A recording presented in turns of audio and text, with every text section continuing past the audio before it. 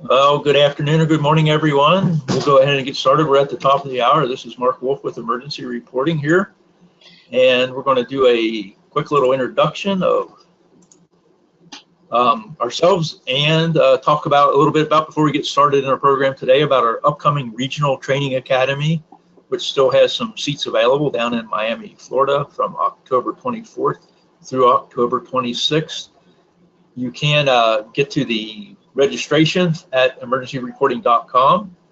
Check out the news and events, and you can select the Regional Training Academy below that and check out all the information you may need to sign up for that.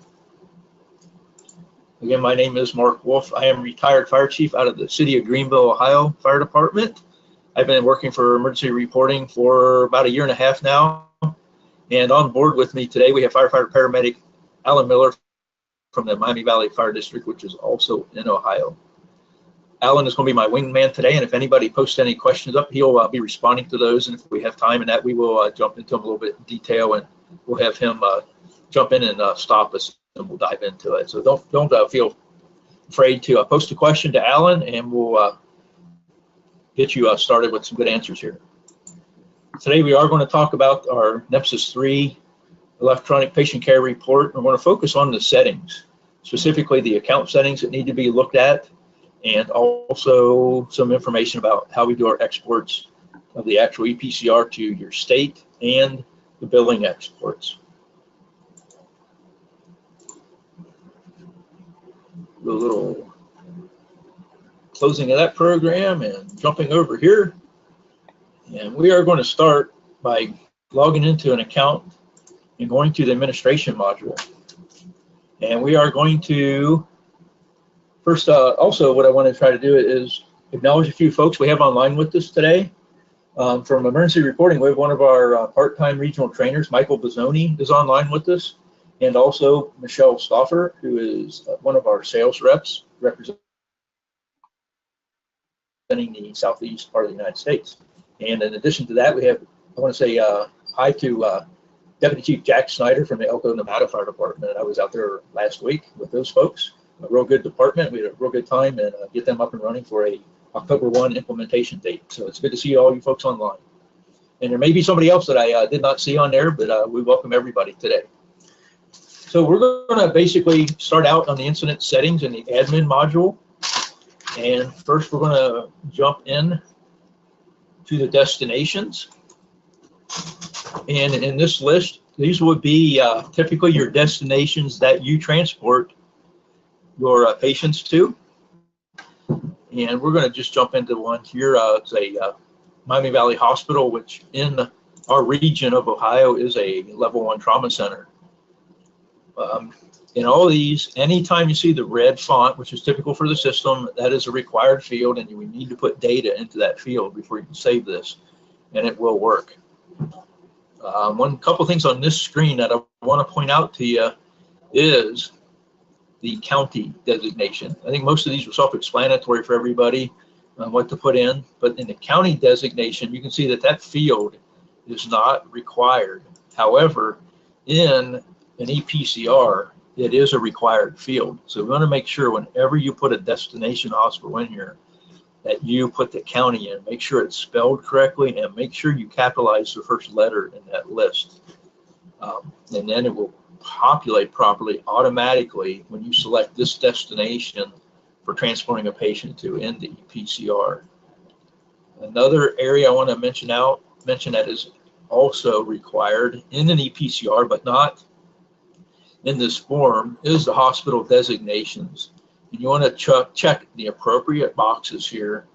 And when you complete your ePCR, it will automatically populate that field, which is a required field in the ePCR as well. Now, most of this is pretty self-explanatory, and your screen, in fact, may look a little bit different than this if your agency was a previous N2 customer and you switched over to N3. There may be some additional information that will be presented here, and you'll have to just update your destinations with the N3 information. And that pretty much wraps that up. I'm going to go back to the administration. And next we're going to talk about patient forms. When I select this, you see in this account, I've got two forms that are built in here. One is a HIPAA form and one is a treatment refusal form. Now, many of you may or have been in the past using paper-based forms, whether they're carbon or carbonless forms that you use and have your patients sign off for the appropriate form for you. You can create those electronically in the system and use those electronically if you're using a tablet for signatures and so forth. What I'll do is select to edit one of these. And this is a test account, so we don't have a lot of form content in here. And you can see I have a yada, yada, yada, even more legalese and so forth in the form content. That would be your form content. Down below that, we've got several fields that are required. Any field in an ePCR that has the red asterisk before the field name is a required field. In this case, we've got the reasons field of why do we need to use this form. When I select the drop-down arrow here, you can see I've got a list of reasons, and the ones that this form would be required on are the ones that you would check in the ePCR. And then underneath that is the disposition. And this is the one that's really important because this is where it requires these forms to be filled out when you select a certain disposition. In this case, I have selected any type of patient evaluated and we refused care, or there was no treatment, or we treated and released. You can see in this list, or transported by law enforcement or private vehicle. If any of those dispositions is selected in an ePCR, that this form will be required to be completed in the ePCR. You have the status of the form. Active means it's in play and will be used in the ePCR. And if it's no longer to be used or temporarily not used, select inactive. Then you have a list at the bottom for signature requirements for the particular form. Patient or representative, crew members, healthcare provider, and other witnesses are the options for those signatures. And up above that, I've got a HIPAA form. We'll take a look at that. In this case, I double-clicked on it to open it up, to edit it. I'm going to actually unselect healthcare provider and other witness from this form. And then we will save it as I've changed it, and that's how you would change that. If you edit it, just double-click on it or select the memo pad over here on the right side under Actions to do so. To create a new form, you select Add Form, fill out your information, and build the actual form. And then at the end of the form, you have the option to save or cancel that. In this case, I'll just cancel it and get out of that.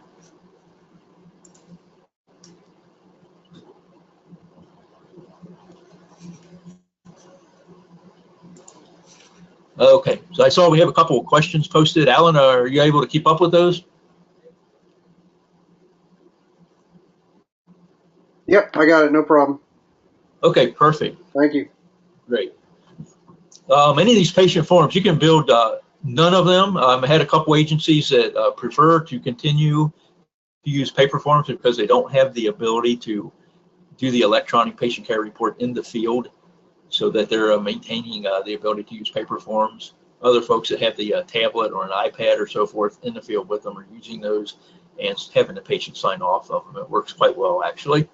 The next area we're going to go ahead and jump into is the under incident settings, again, is required fields and customizations. This area takes a little bit of time to talk about. Up at the top of the page, we have our ability to implement custom fields page in a NIFRS report. And right below that is our NIFRS basic page, required fields, which are optional that you can make required. And down below that, we have the NEMSIS 3 area that we need to take a look at. On the first line here, we have enable frequent flyer. This is a newer feature of NEMSIS 3. And when you check that box to enable frequent flyer, if your frequent flyer the patient has found in an ePCR by correct spelling of the first name, a last name, and a correct date of birth, you will get a pop-up window requesting to use that previous call or to disregard it, or you can actually use the first name, last name, a driver's license number, and the correct state. And once those would match up as well, the frequent flyer pop-up will be up there, and you can select to use that information and or not. And that information that comes in is quite extensive, especially for the medical history. And what the system will do is go to the most recent patient care report that it finds, where it matches up with the first name, last name, and date of birth is what most people are using, and import that data upon you acknowledging that. It's quite a benefit to do that, as you well know, and you can enable that by checking the box right in front of there. The next item down is to collect the not values. And the not values are not reporting, not applicable, and there's another one that I cannot think off the top of my head. Alan, can you help me out with that? That enables those in the ePCR to select, which is a benefit. What's that? Not reporting, not applicable, and not recorded. Okay, thank you. Yep. Those are the three that it activates in an ePCR in a lot of the fields, so that if it doesn't apply to that particular call, that you can select it. That box has to be checked to enable that. And in fact, we found that that is pretty important because you get a lot less validation errors in some cases when you would select a not value in the ePCR. Down below that is select ICD-10 codes. I'm going to select the down arrow and just talk about this for a few minutes. Is there are actually thousands of ICD-10 codes, and they're all populated in your system. When we first came into the page, you may have noticed that that button right there, I can't select it and it's grayed out because there's that much data that has to load before you can do that. And this gives you the opportunity as an agency to go in and select only specific ICD-10 codes to display. And if you check the box next to show only selected ICD-10 codes, then it minimizes that list. Now there's still a lot of them in here.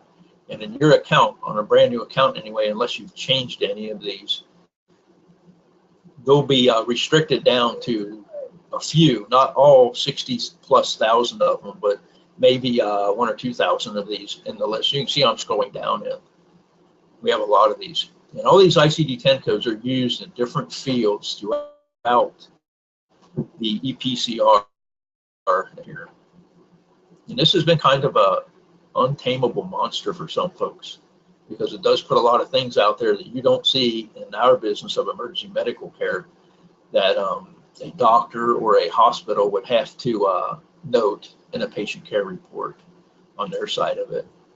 So that's, I would say, what you need to do is go in and spend some time in there, check out what are selected, only display those, go down that list, see if you need to deselect any of those or select additional ones that you may see in your agency. And now next we're going to go down and talk about the protocol codes. In the ePCR, when we do a procedure, administer a medication and so forth, you can select protocols that you performed and refer to them essentially by checking them off. This is a master list of protocol codes that you can go down for your agency and check the ones that apply for you so that they'll appear on those lists. And I'm just going down and selecting a few of these. You can see what I'm doing. If you have a protocol that mentions these things, like IV access, which most people would have at the paramedic level, pain control and so forth, you would check mark these and then they're available for you to select in the ePCR. And again, I'm just selecting some of these at just a few of them at random down here. And we'll close that list. So that would be your protocol. So your local protocols, I would suggest, and what I do suggest is to have somebody very experienced with your local protocols comb through them and go through this list that we have and select the appropriate ones for your folks to select in an ePCR. Below that, we have the list of certifications available. And your list may look a little bit different than this. It may have a bunch more or even fewer certifications than this. And this is very important to pay attention to. And for these certification levels that they use in your state and your people are certified to, is to select them and go into them. And I'm going to go over here to the right and select the memo pad. And you can see this certification is the Advanced Emergency Medical Technician. And select what medications that certification level is permitted to administer. And probably here in this case, I think everything is selected, which is probably incorrect. And I'll just show you how you would do this, is go in and deselect the ones that certification level is not allowed to administer. And for the Advanced Emergency Medical Technician, it may not be very much. And for the EMT or EMR, the Emergency Medical Responder, it may not be very much. So you go in and do that. And the reason you want to do that is when these are selected, that will be the only medications that certification from that individual on your crew that particular day can select for administering to a patient. That makes that pretty important to match up your local protocols and medications to make sure that they are correct when you select them. Down below that is the procedures list. And this is another lengthy list of different procedures broken up a little bit differently. We have a section called airway. So in Ohio, which is this account is an Ohio account, I think these crikes listed at the top of the page, advanced EMT probably, from what I understand, cannot do those. So we would deselect any of those that certification level is not able to perform as a procedure, and then they will not display for selection in the ePCR for that person at that certification level. So you can see we have quite a list here. We'll deselect a few of these as well. Get that right, we'll close it, and we'll need to spend a little bit of time in each one of these certification levels that you use in your agency and what's used in your state, and select the correct ones, correct medications and procedures to note.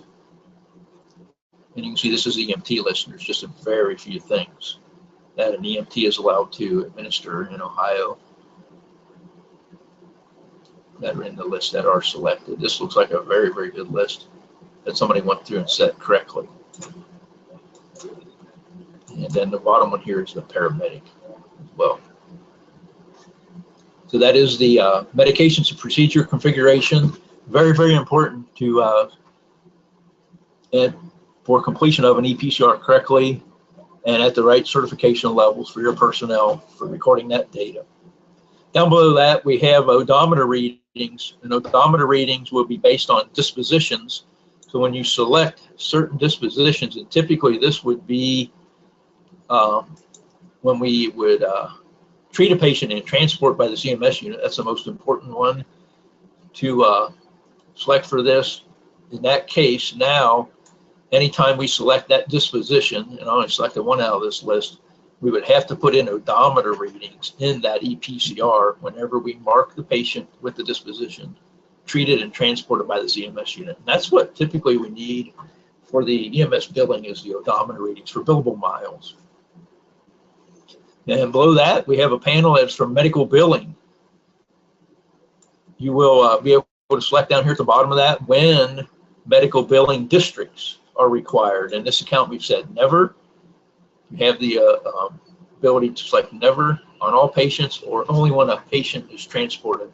And this is really specific for some EMS billing companies who want medical billing districts to set up and be able to select the correct one in your ePCR when you're noting all that data in here.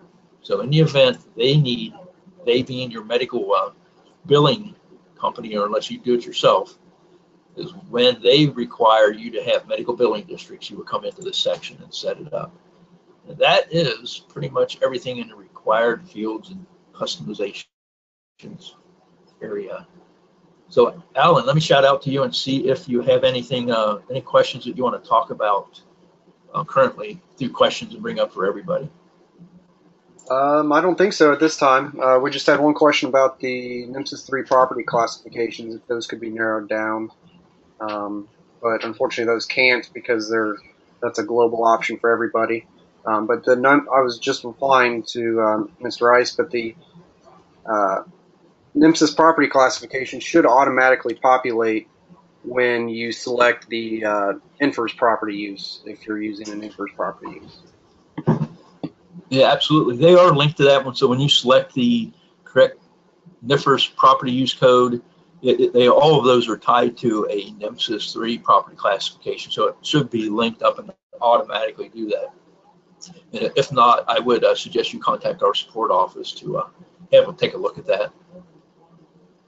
Good question. All right, let's go over to, we're out of the required fields and customizations, and we're going to come back to the exports after a little bit. Down at the bottom of that column, we have the EMS agency setting. So if you have a NEMSIS account, whether it's NEMSIS 2 or 3, this should be filled out, and you should have already, if you're a NEMSIS 2 and going to NEMSIS 3, most of this information should be in here. If not, you can update it, and there's probably additional fields that will display for a NEMSIS 3 you don't have it under NEMSIS 2 that you need to select in here. Again, where we have the red font, they're required to note, and you can see in this particular case, we have EMS agency specialty service capability, and we do have a selection for none here. And this information that's in this entire section is for our demographics, and those demographics are required by some, but not all states, to be sent in. So they may want to know, perhaps, do you have specialty service capability, and you would select those as appropriate to your agency. Most fire departments would have a lot of these areas that they have the ability to do. Some of them maybe not. I'll just select a few based on my experience of my agency that I used to work for.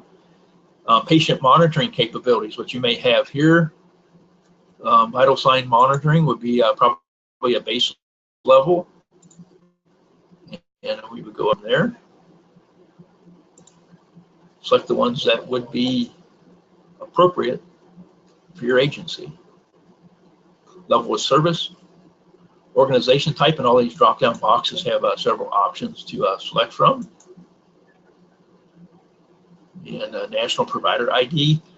Some agencies don't really even know what their national provider ID number is, and I've seen folks put just maybe their FDID number in here and so forth. And the emergency medical dispatch EMD is another one that you should have selected. And then the bottom of this, there's no information here because this is a training account, but you want to fill in as much of this information for your agency contact. Who is a responsible party, and maybe the fire chief, the EMS chief, a training officer, or other appropriate person in the agency, your medical director information, and some EMS statistical information at the bottom of the page. Again, this all goes into the demographics for your agency, and some of the states want that data into their database. We'll just save that, and then we will go back out to admin. And we're going to jump over to the right column now. First place we're going to go is to the apparatus list. In an N3 account, you'll notice for all of the apparatus, I'm going to edit Medic 301 in this case, you have several fields that are listed as a NEMSIS 3 field that are required. So if you've upgraded from no medical ePCR to one, you'll see these appear here, or if you're at a N2 level and go to N3, additional fields will be here that for all vehicles need to be marked appropriately. I believe there's 4. NEMSIS 3 vehicle type, NEMSIS 3 transport type, NEMSIS 3 default primary role unit, and NEMSIS 3 default level of care. Those are the four fields on this page, on this tab for the apparatus you need to complete. There is a tab here for the crew. This is again for demographics. In this case, what you'll do is set the specific certification levels for your unit. And it comes from the list of the N3. Typically, it's either going to be at the EMT level or paramedic level. Select that with the number of personnel on board the 911 ambulance for a response, non-transport, and for a transport ambulance. And you can actually select different certification levels in here as well under the crew tab. And the last tab, this is new, or newer, I should say, is the annual mileage. When I select that, this would be just it gives you the ability to put in annually the vehicle hours, distance traveled, so you can keep some statistical data for that particular vehicle. And that was required by one of the states, so we added it to the system. And that's new within the last few months in the account here. That is basically what we need to talk about in the apparatus list, just a few fields that are required in N3, in addition to the other fields that are in there for your NIFRs or N2. Let's jump back out to the administration page, and we're going to go down to the station list. In an N3 account, there is a field that will populate on a page, and I believe you'll see this in N2 and N3 accounts, is the EMS station type, which needs to be selected. And that is, again, for demographics that get sent in for your account.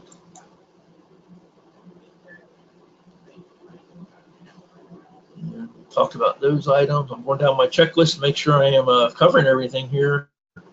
And it looks like the only thing we really need to jump into then is the personnel section. We're going to first jump into settings. And when we go into settings, this is your certification settings. You'll have a type of the NEMSIS certifications, and under certifications, you'll have a list pre-built in here of all the different N3 certification types. Your list may in fact look a little bit different than this because it varies state by state of what you have to select from. And what I recommend you do is when you, especially if you have the different terminology for the EMT and paramedic, and you can see on this list we have the 2009 emergency medical technician or 2009 paramedic, is look at your state and see how they term them when they certify you. Some states are moving from the old version, which is the EMT-P for paramedic, EMT-B for your basic EMT, the EMT-I for intermediate, and so forth, to the 2009 language. So find out what they're using. You can typically find that right on your certification card and apply it to the correct language for your state in your certifications. So the importance of this is that all of these certifications are tied, if you recall, to our settings on the required fields and customizations when we list the procedures and the meds. So if that individual in your department on the unit that transported a patient is at the EMT level, their list of meds and procedures will be limited by their protocols, what you're allowed to do by law, to note in the ePCR for that individual. That's why it's so important to get those lists right, and then all of your medical personnel need to have the certifications assigned to them correctly in the admin section on the personnel. Hey, Mark, I do have one thing to add to that. Yes, sir. We're working with a gentleman, honestly can't remember what department he's from, but the NEMSIS 3 certifications, you have the ability, if those certifications are not assigned to an individual, you do have the ability to edit or delete even those certifications, but you do not have the ability to add a new NEMSIS 3 type certification. So if something like that were to happen and a certification were to get deleted and you need to go back and get it, you have to run through support and have them repopulated into the account. Okay, that's a good point, and I should have mentioned that. Thank you, Alan. Very, very important to make sure that list is done right for your agency, so you have that ability to select it when you need to. Good point.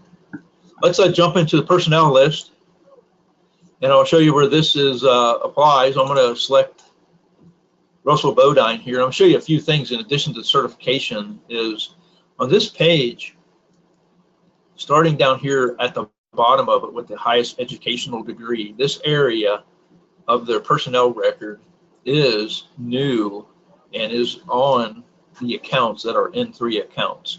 Now you can also see that the font in front of these is not red, so it's not required, but you can put this data in, and there's all these fields at the bottom of the page. Essentially, I am going to run a highlighter across here. Anything below that yellow highlighted line right there is additional on an N3 account. And you also have additional ones that if you select this hyperlink, additional NEMSIS 3 configuration fields at the bottom. Let me get rid of that highlighter. That you have, that you can add information in as well. These are all required items for us to have in your account, means that you're an N3 account. But again, you can see the font is not red, so they are not required, but you can use them if you choose to do so for all your personnel. So that's on the personal info tab. Now I'm going to shoot all the way across to the right to the certifications tab. And this is where we will, as you can see in this particular individual, NEMSIS certification, we have him listed as a 2009 EMT with the granted date, which is required when you enter one of these in. We also have an expiration date, and you can see that this individual had a certification renewed in 2016 as well. And that is what ties this person here. This person is Russell Bodine. When we note him as a crew member in the ePCR and say that EMT Bodine performed a procedure, that procedure will be pulled from the EMT procedures list, which will be somewhat limited compared to the paramedic list. That's why it's so important to get all of your people that are certified as an EMT to have this completed accurately to the right certification level with the right granted date. The expiration date is optional, but I do highly recommend you put these in because it will allow you to track your certification levels of your personnel and make sure that they are renewing, and you can actually keep electronic copies of their certification records in the system as they go through their career with your agency, so you can make sure that they are certified correctly and have all the documentation to back that up. So that basically is that part of it. I'm going to review my notes again to make sure we talked about all the different settings and things, and I believe we have. Now, the last thing I have to discuss, I was online with the customer just the other day, and we had a discussion on the reviewing and authorization process for ePCRs, and I told them I would mention it to you folks. I know some of you may be customers have been using the ePCR, N3 ePCR for a while, and may have some ideas and suggestions on how what process are you using locally to review the ePCR to make sure you're not duplicating effort, or that ePCRs that need reviewed in QA are getting them done. So if somebody wants to post up that you have a really good way of how you're doing that, we can either do it electronically through a question and answer, or we can actually open up your microphone if you're willing to do that. So if you're willing to do that, let us know here, and we will maybe open up that information to you. So we have anybody that is willing to do that, talk about the process that you're using in your agency to review the ePCRs for QA and how you're noting it. And the reason I'm asking that is in some agencies, the individual that's responsible for reviewing the NEMSIS or NIFRS report side of it is not necessarily the same person that's appropriate for reviewing and QA the ePCR. And that was basically the question we had brought up. And if anybody's willing to talk about what they're doing, we can just post it in as a question that you're willing to do so, and maybe, or just type it in of what you're doing, and we'll discuss it real quick. So Alan, why don't you, you know what they're doing down at the Miami Valley? Can you talk about that briefly? Yeah, let's see here. All right. Yeah, there you go. Thank you. You're seeing the PCR? Yes, we are. We got it now. All right, so this right here is the basic gist of what you would get when I've completed my report. I've completed my report at the hospital, and it would look like this. The lieutenant would come in, and they'd be able to go to EMS, view the patient report, and they're able, it automatically goes to summary. So you don't have to unauthorize the EMS report if you're a reviewer. You have the ability to scroll through the PCR right here and review what you need to review. And then you can unauthorize it if you need to. And this is what the new dashboard looks like for the summary or the status of the PCR report, if you haven't seen that. And that is brand new, is it not? Yes, it is. That is since what, Tuesday? What is today? I can't remember my days. Since Tuesday. It's Thursday. It was new as of Tuesday late afternoon for us.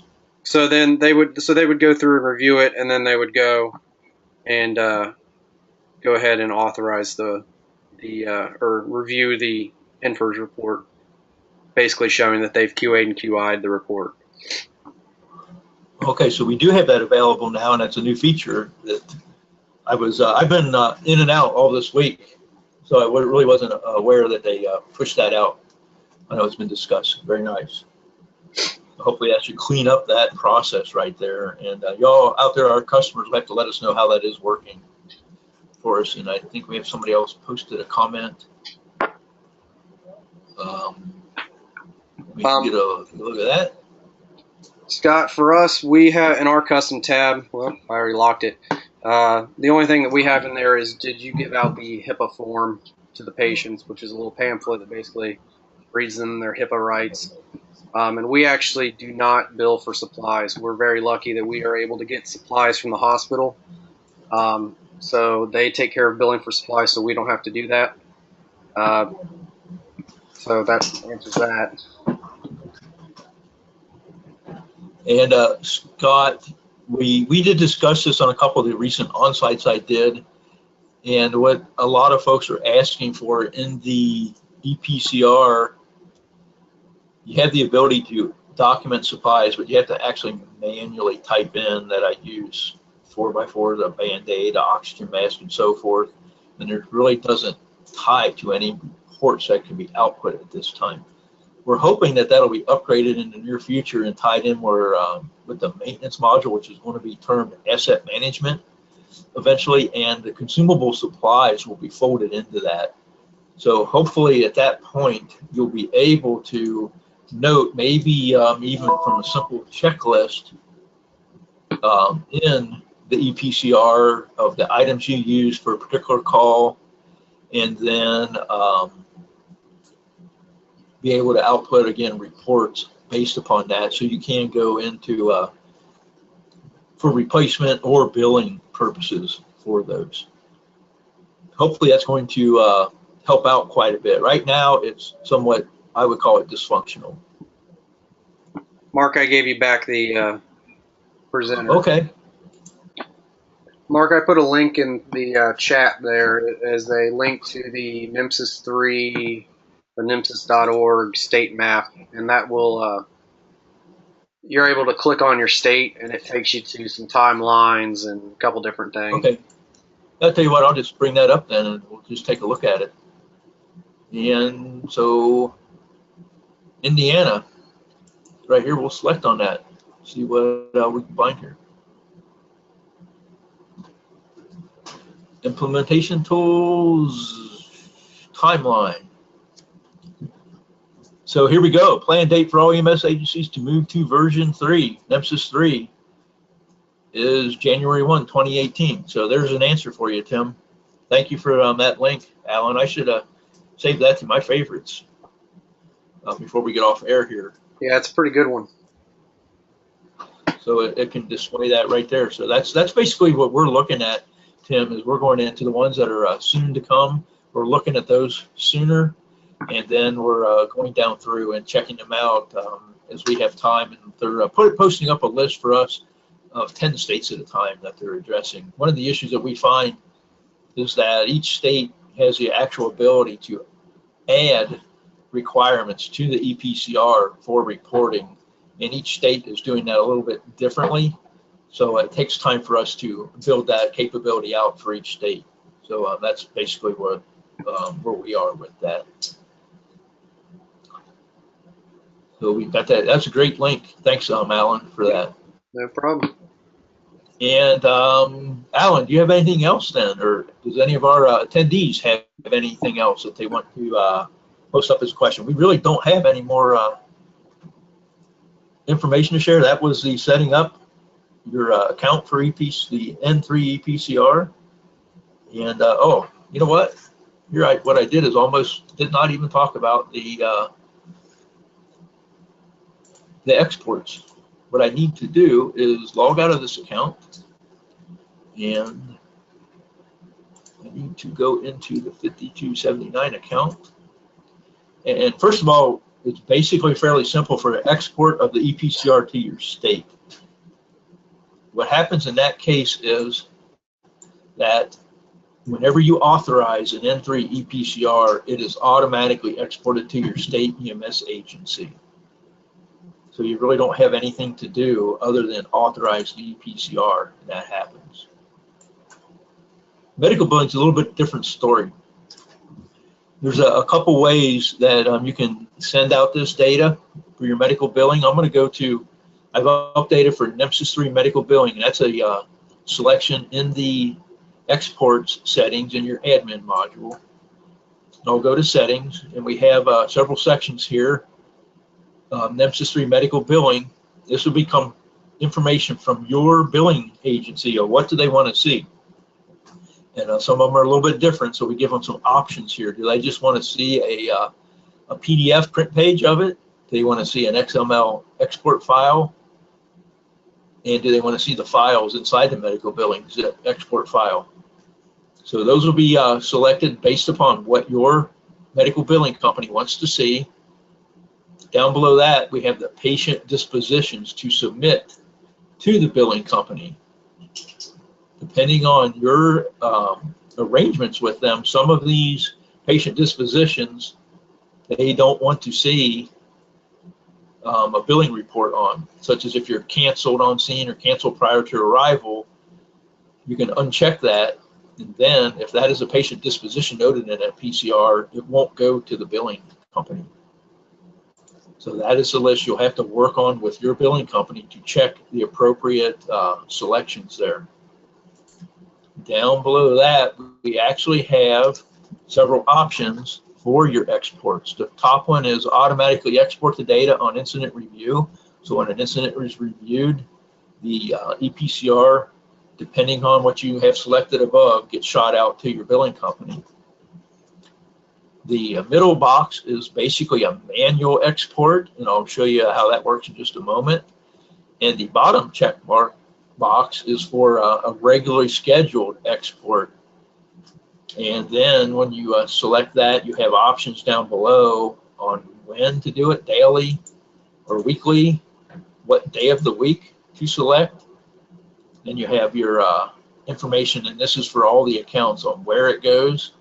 The website ports, you'll have a username and a password to put in for them. Now, one thing I will mention though is this enable the regularly scheduled export down here.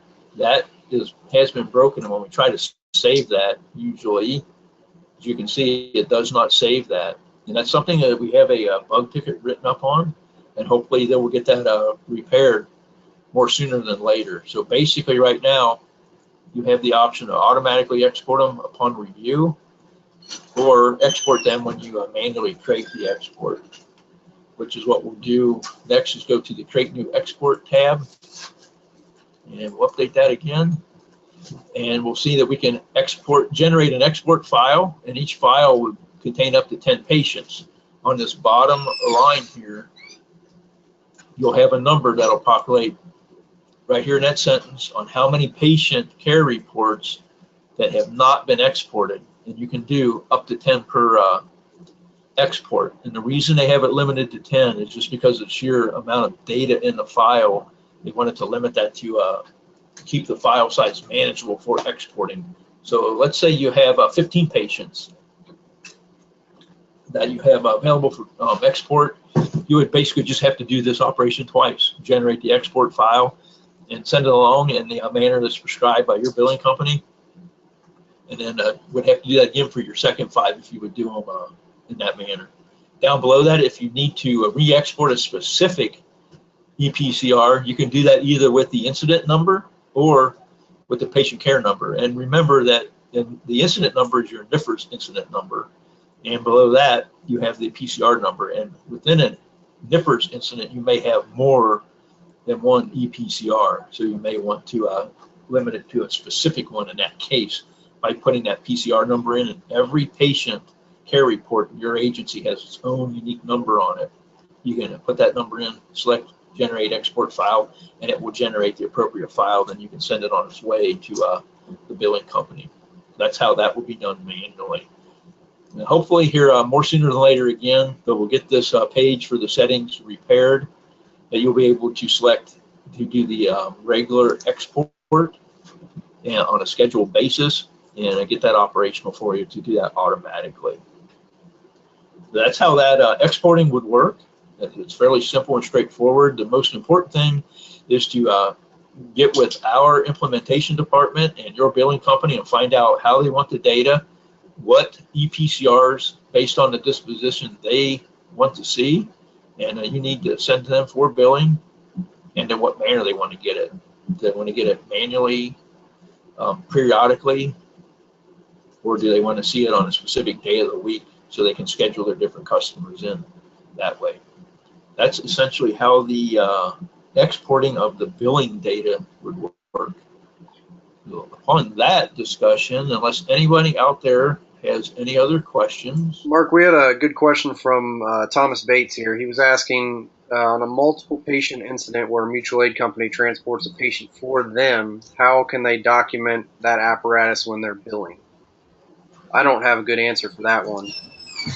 Well, I don't know either. Let's see.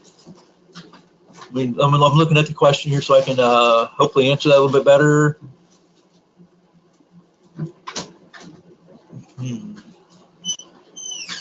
The functionality for that is not where it should be. This is what I'm going to tell you, Thomas. Why I mention that is because in any incident report, you have the ability on Basic Info 5 to note at the bottom of the page other agencies at the scene, and these would be the agencies that came in to assist you at an incident, and you would select, and this list here would actually be populated by those different company or department names, and you would select them. But there's really no other functionality right now. You cannot produce a report or use that in a pick list to print a report off of. So that's something that we need to work on, and I know that is on the list for further implementation as we go down the road. So hopefully that's the information that we can give you now, and they'll improve that when we go down the road. Great question. I saw something else on here too I want to look at as well from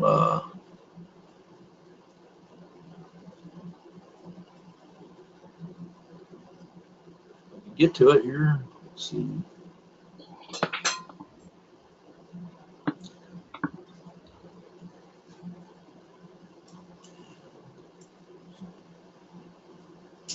Okay, this is from Scott. In our agency and area, we only bill for patients that we transport. If we have mutual aid company come in, they do the billing, correct? And I've seen that quite a bit also, so that should help Thomas out maybe a little bit. Thank you for that information, Scott. So what Scott is saying, if the mutual aid company comes in, they're the ones that do that billing, and I've seen that quite frequently in our area. Yeah, I believe that's how ours works as well.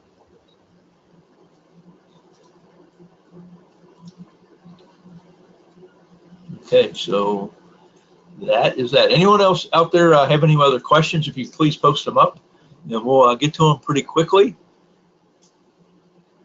And I just want to mention it was nice having everybody out there with us today. And take a look to see if there's anybody else out there. Did I recognize the names? Chief Ayers from up at St. Mary's, Ohio. Nice to see you out there, Chief. And I hope I don't miss anybody that I know personally on here. It looks like I've already mentioned everybody. So that's about it. I don't see any more questions coming in, so we're going to go ahead and stop the presentation then. And again, thanks everybody for attending. And if you have any other questions, you can contact us and send us a question. My email address is mark.wolf, W-O-L-F, @emergencyreporting.com, or Alan's alan.miller. He spells Alan, A-L-A-N. And it's alan.miller@emergencyreporting.com. If you do have other questions, do not hesitate to send them to us via email, and we'll help you out the best we can.